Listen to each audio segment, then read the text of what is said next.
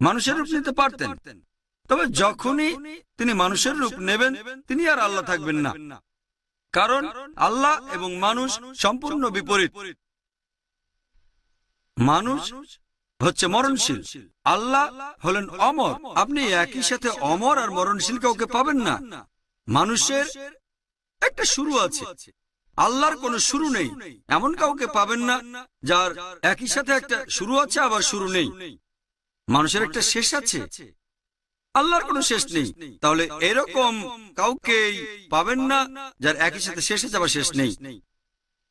এটার কোনো মানে হয় না। আল্লাহ মানুষ একসাথে পাবেন না, হয় আল্লাহ পাবেন নয়তো মানুষ। ঈশ্বর মানব পাবেন না। আল্লাহ যদি মানুষের রূপ নেন তিনি আর আল্লাহ থাকবেন না, হয়ে যাবেন মানুষ।